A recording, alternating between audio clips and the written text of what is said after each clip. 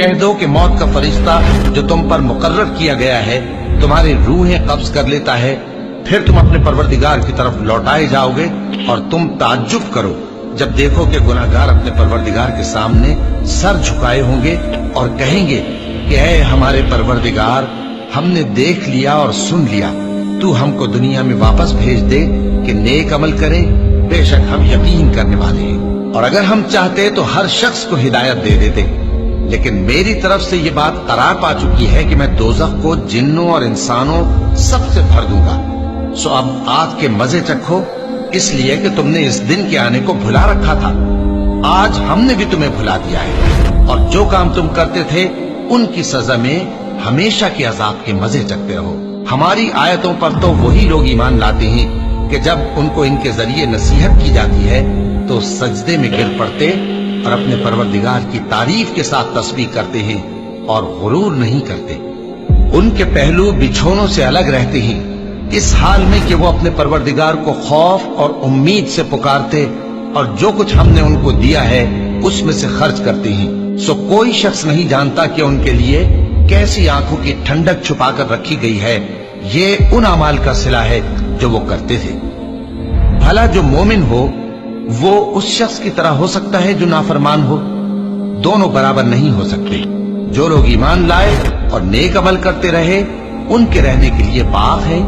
یہ مہمانی ان کاموں کی جزا ہے جو وہ کرتے تھے، اور جنہوں نے نافرمانی کی ان کے رہنے کے لیے دوزخ ہے، جب چاہیں گے کہ اس میں سے نکل جائیں تو اس میں لوٹا دیے جائیں گے،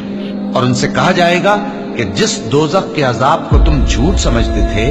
اس کے مزے چکھو، اور ہم ان کو قیامت کے بڑے عذاب سے پہلے دنیا کے عذاب کا بھی مزہ چکھائیں گے، شاید وہ ہماری طرف لوٹ آئیں۔ اور اس شخص سے بڑھ کر ظالم کون جس کو اس کے پروردگار کی آیتوں سے نصیحت کی جائے تو وہ ان سے منہ پھیر لے۔